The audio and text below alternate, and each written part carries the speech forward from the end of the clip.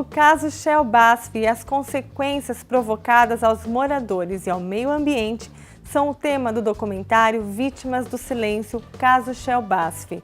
Os pontos levantados trazem uma reflexão sobre a segurança ambiental e dos trabalhadores das grandes empresas. A produção foi feita em 2018 pelos alunos da PUC Campinas. Eu entrei lá com saúde boa.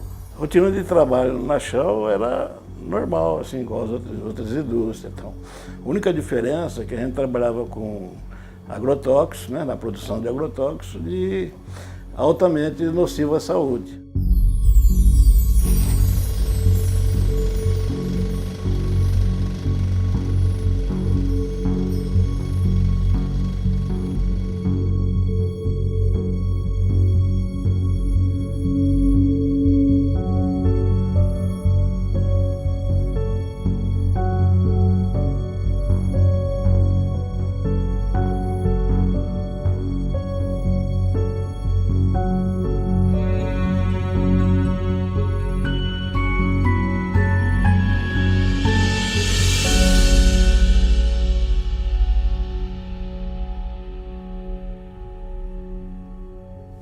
São 200 moradores sob suspeita de envenenamento espremidos entre um rio e uma indústria química em Paulínia, interior de São Paulo. Na década de 70, a Shell começou a produzir aqui pesticidas com derivados da família Drin. Na mesma época, esses produtos estavam sendo banidos nos Estados Unidos, porque ficou comprovado que a ingestão deles provoca doenças graves e pode ser fatal. Era um sonho, né?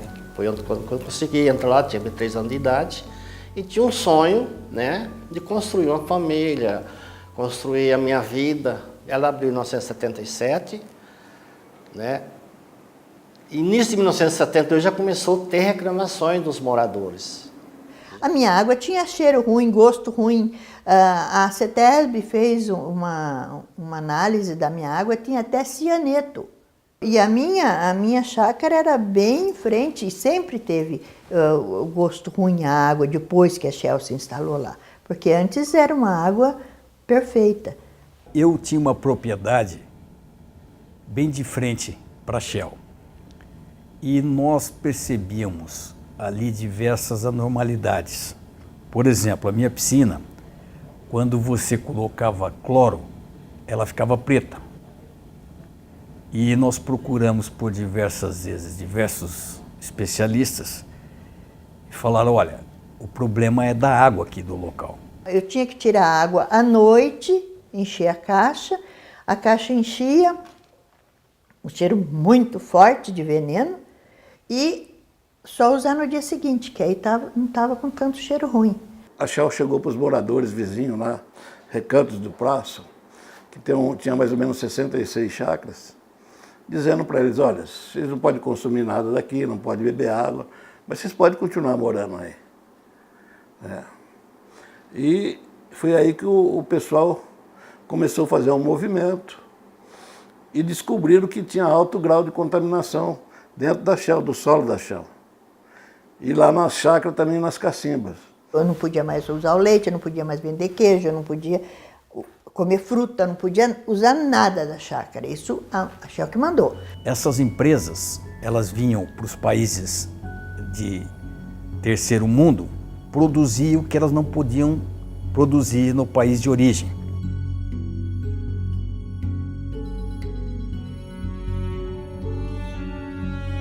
Depois que a Shell foi para lá, depois de um tempo, não tinha mais saúva, não tinha mais muitas pragas, mas tinha alguma coisa assim, que tem a praga que é boa, né, o micróbio, a bactéria boa para a planta e a outra que é ruim. Mas aí matava tudo, quebrou o equilíbrio ecológico, né? O destino que eles estavam dando para os resíduos da produção de aldrin, era a incineração. E as cinzas eram enterradas dentro do site. Mas acontece que o incinerador ele não tinha uma eficácia, uma eficiência correta. Então, naquela chaminé saía produto ainda. E formavam outros mais tóxicos, que também foram encontrados nas cinzas e foram encontrados no solo. Tem um incinerador que incinerava os resíduos da empresa, que operou por 17 anos sem ter a liberação da CETESB. Eles faziam a fiscalização, mas não era perfeita. O incinerador funcionar altamente poluente, funcionar 17 anos sem licença. Né? No Rio Atibaia, quando estava em decurso esse processo, eles analisaram o leito do rio e disse que não tinha nada. Aí teve um engenheiro químico que estava fazendo uma defesa de doutorado, foi lá e coletou a amostra e encontrou contaminação.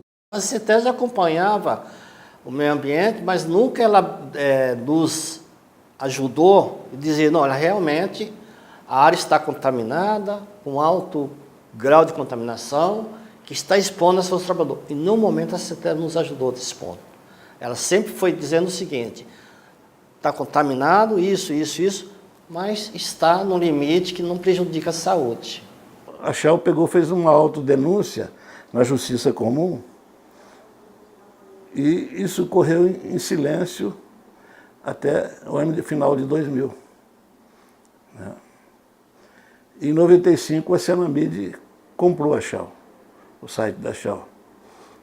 Depois, em 2000, ela vendeu para a BASF. A BASF, no ano de 2000, ela começou a fazer exame em todos os trabalhadores, né? Até o momento, nós não saberíamos o porquê desse exame, né? Foi um exame para todos os funcionários. Em fevereiro, a Shell inicia o cadastramento dos moradores do bairro Recanto dos Pássaros no programa emergencial de saneamento e promete colher amostras de sangue para verificar se houve contaminação por metais pesados. Em 2001, que as pessoas foram tomar consciência. Mesmo assim, né, ainda foi difícil para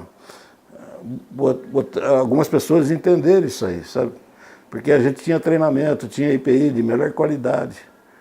Mas a substância é altamente nociva. Eles mexiam com produtos que hoje são os tais poluentes orgânicos persistentes, os POPs, e que têm acumulação no organismo, penetram pela pele. Não adianta o EPI apenas. Não adianta apenas o produto, a proteção que era o padrão da época. Em 2002 eu fiz uma avaliação dos organos clorados no meu tecido gorduroso. Eles são bioacumulativos. Foram analisados 18 tipos de organo clorado, 7 deles eu tive no tecido adiposo e 4 deles banidos no mundo.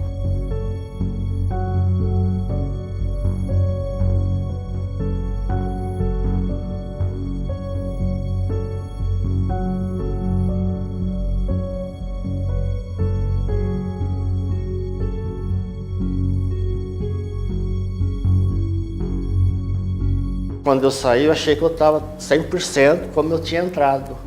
Mas na verdade era totalmente o contrário. Quando eu saí, hoje eu não tenho a tireoide, que formaliza o hormônio para defesa. Eu não tenho. Simplesmente, eu nunca operei e ela desapareceu, sumiu. Hoje eu tenho que tomar hormônio até morrer, para fazer o que a minha tireoide fazia. Foram as doenças mais típicas, sabe? E tanto neoplasias malignas, doenças degenerativas e que a gente encontra na população em geral também. Só que, em geral, com um perfil um pouco de maior gravidade. Depois eu desenvolvi câncer de próstata, câncer de pulmão, não tenho tireoide, sabe? E em 2015 eu coloquei 2 stents na coronária, tenho perda auditiva, dificuldade um pouco na memória, assim, vários lápis de memória, e assim tem vários companheiros. Tudo isso acaba você tendo uma limitação na sua vida. Você já não é 100% como você era antes, que a partir do momento que você tem que se locomover, tem que viver com um medicamento que nunca fez parte da sua vida, então não é legal. Agora, o que mais nos chamou a atenção foram os cânceres, né? Foram vários casos de neoplasias malignas, e algumas com uma evolução muito rápida, né? E foi um contato muito sofrido, inclusive para a nossa equipe, tanto aqui do Ministério Público quanto do Sereste. A gente estava perdendo pessoas que estavam acompanhando e com doenças graves. Eu tenho um irmão meu, né, que trabalhou lá também nesse período, que ele perdeu 2 crianças com feto deformado, né? E até que se prova o contrário, está relacionado a algumas exposições, sim. Muitos quadros de alteração neurológica, né? Alteração da memória, tremores, alteração um pouco do raciocínio, por conta de que essas substâncias são tóxicas e eles têm uma predileção por acumular em tecido gorduroso. A exposição a substâncias químicas é uma coisa que vai te matando aos poucos. Você não sente nada. Qualquer coisinha que aconteça, uma feridinha que não sara, uma manchinha que apareça, a gente sempre fica na dúvida. Será que é da Shell? Será que é câncer? Será que não é? Será que é consequência da contaminação? E meus filhos também têm essa preocupação. Em Brasília, o Ministério Público do Trabalho e também representantes das empresas Shell e BASF fazem mais uma audiência de conciliação. O processo, que se arrasta há anos, é o maior já julgado pela Justiça do Trabalho. O valor da indenização pode passar de R$1 bilhão.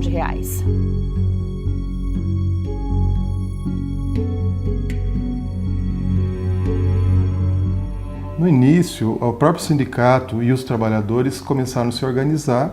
Os trabalhadores acabaram formando um grupo de ex-trabalhadores e negociaram com as empresas, pedindo que eles tivessem sua saúde avaliada. Foram várias reuniões para tentar conciliações de reuniões, fazendo proposta para que eles dessem tratamentos para a pessoa que estava com alterações de saúde, fazer um exame todos nós, trabalhadores, para ver como que nós estávamos também, mas em nenhum momento a Shell acedia e não aceitava essas propostas.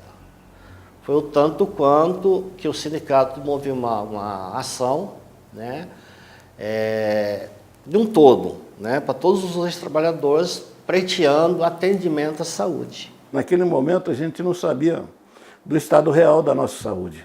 Nós não tínhamos a informação correta que a gente precisava com certeza, sabe? Então, iniciamos o trabalho. Quando foi em 2007, a procuradora fez um processo com o Ministério Público, conosco, associações. A partir desse momento, o processo começou a andar. Eles foram essenciais, porque eles traziam as informações, traziam documentos e traziam esclarecimentos que a gente precisava, né, para desenvolver algumas teses, né, para fechar a investigação e a produção de provas no âmbito judicial. E de vez em quando eu com o Tavares, nós íamos lá pegar os anexos, pensar as coisas importantes para a procuradora fazer defesa, sabe? Então o inquérito civil foi muito bom, mas foi duro para assim, o pessoal dar abertura para a gente, acreditar na gente. Foi solicitado pela procuradora que estava conduzindo a investigação na época, ao Ministério da Saúde, que analisasse todos esses documentos que integravam o inquérito. E eles elaboraram um relatório bem detalhado, bem extenso, com profissionais de várias áreas, era uma equipe multidisciplinar. E eles chegaram à conclusão, né, de que esses trabalhadores haviam sido expostos a contaminantes muito letais, alguns letais e muito graves, né, que causavam graves danos para a saúde humana. Por nenhum momento nós pedimos indenizações no nosso processo, era só atendimento à saúde dos trabalhadores. Então a gente queria que essas pessoas tivessem atenção à sua saúde, independente de elas já terem manifestado a doença ou não. Primeiro veio para a instância de primeiro grau aqui, né? A Shell foi condenada aqui. A juíza determinou que eles dessem um tratamento de saúde. Eles não cumpriram. Aí a condenação foi para segunda instância. Lá no recurso nós ganhamos lá. A tutela que a gente pediu foi para os trabalhadores e todos os filhos desses trabalhadores que trabalharam lá, desenvolveram suas atividades enquanto a planta funcionou lá em Paulínia. Então, mesmo antes de nascer, a gente queria que essas pessoas já fossem tuteladas, né? Porque O feto poderia apresentar já algumas manifestações decorrentes daquela exposição. A indenização foi igual para todo mundo. A diferença era o período laboral. E mais 200 milhões de danos morais coletivos, que isso aí é para a sociedade. O caso chama atenção pelos montantes que estavam envolvidos, mas a nossa preocupação sempre foi, em primeiro lugar, com a saúde de toda essa população, que era em torno de 1.000 e poucos trabalhadores. E trabalhadores e filhos, né? A Shell sempre negou que nunca tinha nada a ver com isso aí, sabe? Assim, ela sempre negou. Até hoje ela não nega, mas ninguém paga a conta que não deve, né? Eles sempre negaram que os contaminantes a que os trabalhadores foram expostos eram capazes de gerar danos à saúde. Eles diziam que não, e eles sempre queriam que houvesse comprovação do nexo causal entre a exposição ao contaminante e o dano. E o meio ambiente? E tudo que ele foi degradado? Aonde nós vamos conseguir auferir quanto custa isso para a sociedade? Quanto custa o dano para a cidade de Paulínia de ter manchado o seu nome? Os danos aconteceram numa época em que o direito ambiental, o meio ambiente não era um bem como a gente tem hoje, como a gente visualiza hoje. Então não tinha todas essas regras, toda essa preocupação com o meio ambiente. Hoje a gente teve o Código Florestal e a gente tem várias leis que preservam a área de preservação permanente. Então o local que ela está instalado hoje é um local que seria ilegal. Como ela foi instalada em 74, antes da lei, ela teve esse benefício de poder continuar lá, mas se ela fosse tentar se instalar hoje, não seria permitido. Agora, quanto aos resíduos, ela não poderia fazer esse descarte irregular de forma alguma, nem em 74 e nem hoje. Vendo o local ali, jamais poderia ser instalada uma empresa do lado do rio, um rio que abastece diversas cidades. Quer dizer, já desde a colocação da empresa naquele local já é um crime.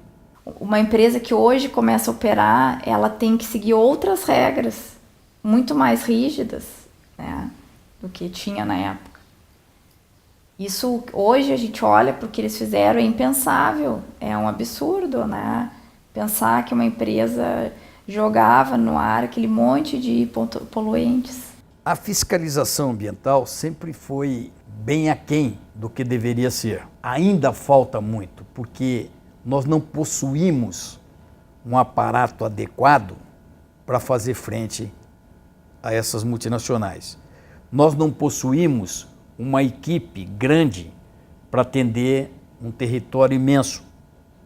Então nós ficamos aí esperando verba para poder realizar as análises, esperando profissionais. A gente precisaria ter um número de fiscal maior do que o que a gente tem hoje, para que a gente pudesse ficar mais próximo dessas empresas. Um problema que ocorre em Campinas, afeta Paulínia, afeta Cosmópolis. Então, por isso que nós temos que ver o meio ambiente com todas essas questões, pela proximidade. Acontece num lugar, repercute no outro. A gente tem que contar muito com as empresas entenderem a importância desse licenciamento, a importância de seguir essas normas para poder operar sem causar impacto ambiental. Falta nós termos em mente a importância desta fiscalização. E falta também o empreendedor saber que existe uma legislação a ser cumprida. Mas a lei, ela por ser essa letra fria, ela não pode ser um impeditivo da operação das empresas. A gente tem sempre que equilibrar o desenvolvimento com a proteção ao meio ambiente. Se ele vai trabalhar com veneno, ele tinha que ter todo tipo de cuidado. Eles chegavam ao ponto de abrir valas no chão e enterrar substâncias. Quer dizer, absurdo, né? Com o tempo e com o amadurecimento da legislação ambiental, aumentou sim a consciência, tanto para proteger o meio ambiente, quanto porque a comunidade, a população cobra isso das empresas hoje, de que elas tenham um selo ambiental, de que elas tenham uma consciência ambiental maior. Então eu acho que esse caso, ele é bem emblemático sim, E ele ajudou que amadurecesse tanto as empresas quanto o poder público. Eu acho que ainda precisamos caminhar muito, muito, no sentido da humanização, da dignidade da pessoa humana, das relações sociais serem menos injustas e obrigarem menos que pessoas quase que não tenham escolha. Eu vou me expor, porque é isso. Eu ouvi de alguns trabalhadores, vários trabalhadores. Eu não quero saber se eu vou ter um câncer daqui 10 anos, eu quero comer, eu tenho minha família. Nunca passou pela minha cabeça que fosse coisa que fosse fazer mal pra gente, porque o que estava ali na frente era a Shell, entendeu? Imagina, não entrava na minha cabeça que a Shell fosse capaz de fazer isso, de envenenar uma água, sabendo que tinha gente que estava bebendo, não entrava na minha cabeça. Fomos fazer uma visita em domicílio, o trabalhador já estava em fase terminal e marcou muito, porque a pessoa com o câncer é uma doença consumptiva, ela consome o organismo. E mesmo a gente que é médico, é preparado, tem esse contato, a gente não deixa de ser humano. E marcou bastante, porque ele pediu que o que estava acontecendo com ele fosse registrado, e ele estava contente, e ele falava tudo que contava o que ele tinha passado. Era leito de morte mesmo. E ele queria que isso não acontecesse de novo. E valeu a pena a gente ter lutado esses 11 anos, 12 anos, né, nesse processo. Mas não foi fácil esse processo. Ninguém acreditava nisso aí. Porque a gente achava que nós éramos melhores em segurança, sabe? A gente não acreditava.